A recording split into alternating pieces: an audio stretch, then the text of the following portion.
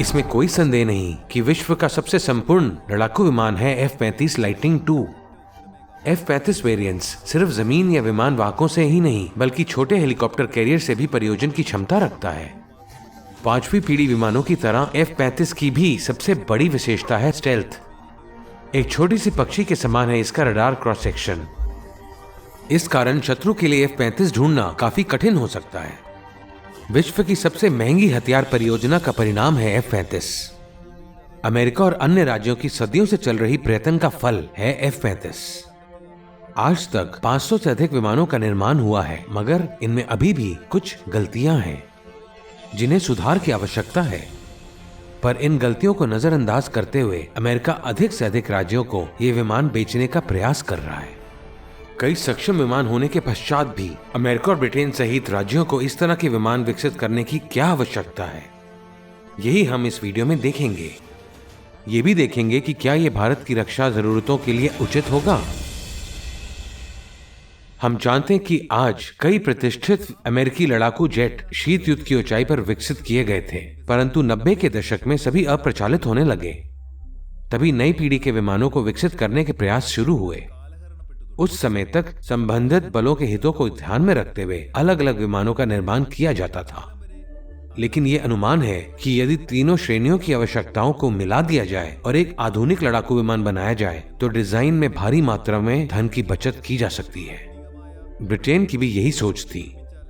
Britain ने यह भी गणना की कि अमेरिकी परियोजना में भाग लेकर वे कम लागत पर बेहतर लड़ाकू विमान प्राप्त कर सकता है। इसके बाद ब्रिटेन इस परियोजना में भागीदार बन गया। फिर उन्होंने जॉइंट स्ट्राइक फाइटर नाम से एक बड़ा प्रोजेक्ट शुरू किया। कुछ साल बाद इटली, कनाडा, ऑस्ट्रेलिया और नीदरलैंड भी इस परियोजना का भाग बने। यूएस मरीन और ब्रिटिश रॉयल नेवी चाहते थे कि विमान सीमित स्थानों में उड़ान भरने और उतरने में सक्षम हो। हालांकि दोनों सेनाओं के हैरियर जेट में ये क्षमता है, लेकिन वो अप्रचलित होने लगे हैं और इनमें से कोई भी सुपरसोनिक नहीं था। ये अनुमान लगाया गया कि कम से कम 3000 विमानों की आवश्यकता होगी। संयुक्त राज्य अमेरिका के सभी प्रमुख विमान निर्माता इसके लिए मुकाबले में आए क्योंकि अनुबंध एक बड़ी राशि के लिए होगा। लेकिन बोइंग और लॉकहीड मार्टिन को प्रोटोटाइप बनाने के लिए चुना गया था। पेंटागन इस बात से अच्छी तरह वाकिफ था कि दोनों कंपनियां इस विशाल अनुबंध को किसी भी कीमत पर जीतने की कोशिश करेगी। इसलिए प्रत्येक कंपनी को प्रोटोटाइप विकसित करने के लिए अधिकतम $750 मिलियन खर्च करने की आवश्यकता थी। बोइंग की रणनीति हैरियर जेट में उपयोग की जाने वाली तकनीक में सुधार करना और एक ऐसा इंजन विकसित करना था जो अधिक लिफ्ट प्रदान करे। दूसरी ओर लॉकहीड ने इससे अलग सोचा। उनकी रणनीति बेहतर डिजाइन प्रौद्योगिकी हासिल करने की थी, जो याकोवलेव डिजाइन ब्यूरो से मजबूत ऊर्ध्वाधर लिफ्ट प्रदान करती थी, जो सोवियत संघ के पतन के बाद अनाथ हो गई थी। इसके अलावा उन्होंने लॉकहीड की अपनी F-22 रैप्टर तकनीक और F-35 में कोड का उपयोग किया। बोइंग और लॉकहीड मार्टिन ने X-32 और X-35 नामक 2 प्रोटोटाइप पेश किए थे। जब ये 2 विमान एक साथ खड़े होते हैं तो ऐसा लगता है जैसे किसी एक्शन फिल्म में हीरो और कॉमेडियन को एक साथ देखना। X-35 देखने में जितना चमकदार है उतना ही परफॉर्मेंस में भी। X-35 150 मीटर के भीतर उड़ान भरने, सुपरसोनिक गति तक पहुंचने और आसानी से लैंडिंग करने में सक्षम था। ड्रॉ X-35 के पास गया, जिसने पूरे टेस्ट में अच्छा प्रदर्शन किया। जबकि विमान बनाने का ठेका लॉकहीड मार्टिन को दिया गया था, इंजन निर्माण फ्रैट एंड विटनी को सौंप दिया गया था। लेकिन विभिन्न बलों की सभी आवश्यकताओं को एक ही रूप में समायोजित करना काफी असंभव था। एम्फीबियस ऑपरेशन के लिए सीमित स्थानों से उड़ान भरने और उतरने की क्षमता की आवश्यकता होती है। लेकिन विमान का पेलोड वर्टिकल मूवमेंट को सक्षम करने के लिए अपेक्षाकृत कम डिजाइन किया गया था।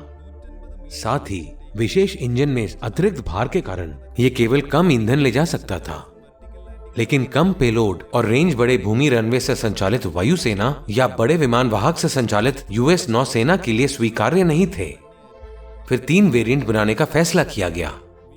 F-35 A, B और C वेरिएंट वायुसेना, समुद्री और नौसेना के लिए तैयार किए गए थे। इन विमानों की लंबाई, ऊंचाई और पंखों की अवधि में अंतर होता है। इसमें से सबसे बड़ा F-35C नौसैनिक संस्करण है। इनके पंखों का फैलाव 13 मीटर है। नतीजतन वे हवा में अधिक स्थिर होते हैं और अधिक हथियार ले जा सकते हैं। साथ ही विमान वाहकों में अंतरिक्ष सीमाओं को ध्यान में रखते हुए तह पंख होते हैं। यहां तक कि वायुसेना द्वारा इस्तेमाल किए जाने वाले F-35A मॉडल में भी बंद हवा के समर्थन के लिए एक विशेष बंदूक है। लेकिन F-35 का जो भी वेरिएंट लिया जाए, उनमें 4 मुख्य विशेषताएं हैं जो उन्हें अन्य विमानों से अलग करती हैं। पहला ये है कि ये एक स्टेल्थ विमान है, इसलिए पारंपरिक रडार का उपयोग करके इनका पता लगाना बेहद कठिन है। रडार 160 किलोमीटर की दूरी पर एक F-16 विमान का पता लगा सकता है, लेकिन F-35 को केवल 25 किलोमीटर के भीतर ही पहचाना जा सकता है। पर पहले से ही F-35 के शक्तिशाली इलेक्ट्रॉनिक वॉरफेयर सिस्टम ने इस रडार का पता लगा के जैम कर दिया होगा। इसके अलावा इस विमान में ऐसे सेंसर भी हैं जो पायलटों को युद्ध के मैदान की व्यापक तस्वीरें प्रदान करने में सक्षम हैं। पायलट को केवल प्रासंगिक जानकारी प्रदान करने के लिए ऑनबोर्ड कंप्यूटर द्वारा सेंसर से डेटा का विश्लेषण किया जाता है। ये सारी जानकारी हेलमेट के वाइजर पर प्रक्षेपित होती है, लेकिन ये जानकारी पाने वाले पायलट अकेले नहीं हैं। ये जानकारी वास्तविक समय में अन्य विमानों और जमीन या समुद्र पर बलों के साथ साझा की जा सकती है। दुश्मन की सैन्य तैनाती के बारे में सटीक जानकारी की उपलब्धता के साथ एक अतिरिक्त हमले का मार्ग प्रशस्त होता है। रेंज 2800 किलोमीटर है। इसमें कोई संदेह नहीं कि F-35 एक बहुत अच्छा हथियार है, लेकिन इस विमान की लागत को देखते हुए क्या किसी को संदेह होगा कि ये एक सफेद हाथी के समान है? F-35 के डिजाइन और निर्माण पर पहले ही बड़ी राशि खर्च हो चुकी है। इसका कारण निर्माण विधि है जो सामान्य से अलग है। एक विमान का उत्पादन आमतौर से डिजाइन, प्रोटोटाइप, परीक्षण, रीडिजाइन के क्रम में कई वर्षों के परीक्षण के बाद शुरू होता है। लेकिन परीक्षण पूरा होने से पहले F-35 का निर्माण शुरू हो गया था। क्योंकि सभी दोषों को ठीक करने के बाद इन विमानों का व्यावसायिक उत्पादन शुरू नहीं हुआ था, इसलिए हर बार पूर्ण विमान में दोषों को ठीक करने के लिए एक महत्वपूर्ण राशि खर्च की जाती है। F-35 कार्यक्रम कई परियोजनाओं में सबसे आगे है, जो आज अमेरिकी योजना के कुप्रबंधन को बतलाता है। न केवल संयुक्त राज्य अमेरिका में बल्कि अन्य देशों में भी सवाल उठाए जा रहे हैं जो संयुक्त लड़ाकू कार्यक्रम के सदस्य हैं। F-35 परियोजना पर खर्च की गई एक बड़ी रकम की भरपाई करने के इरादे से अमेरिका आज अपने सभी मित्र देशों को इन विमानों की पेशकश कर रहा है। अमेरिका ने संकेत दिए हैं कि अगर वे रूस के साथ S-400 समझौते को रद्द करता है तो वो भारत को ये विमान मुहैया करा सकता है। संयुक्त राज्य अमेरिका को डर है कि यदि F-35 और S-400 एक ही बल में प्रवेश करते हैं तो S-400 का ट्रैकिंग सिस्टम F-35 की गुप्त जानकारी को रोक सकता है और उसे रूस को भेज सकता है। यही कारण है कि संयुक्त राज्य अमेरिका ने तुर्की को निष्कासित कर दिया, जो F-35 परियोजना में भागीदार था। लेकिन ये देखा जाना बाकी है कि क्या ये प्रतिबंध परियोजना पर खर्च की गई बड़ी रकम की वसूली के लिए अमेरिका की उत्सुकता से बच पाएगा। इतना ही नहीं, कुछ साल पहले F-35 का डिजाइन लीक हुआ था और अमेरिका ने इसके पीछे चीन का हाथ होने का आरोप लगाया था। वे बताते हैं कि उस डेटा लीक के बाद चीन के J-20 और FC-31 विमानों ने F-35 के समान घटकों को दिखाना शुरू किया। बात यह है कि चीन सेना F-35 के डिजाइन में कमजोरियों को जानती है, जो आने वाले दशकों के लिए अमेरिका का मुख्य लड़ाकू होगा। S-400 के लिए एक बड़ी चुनौती है। संयुक्त राज्य अमेरिका ने अनौपचारिक रूप से भारत को इस परियोजना में शामिल करने का वादा किया था यदि रूस के साथ S-400 सौदा रद्द कर दिया जाता।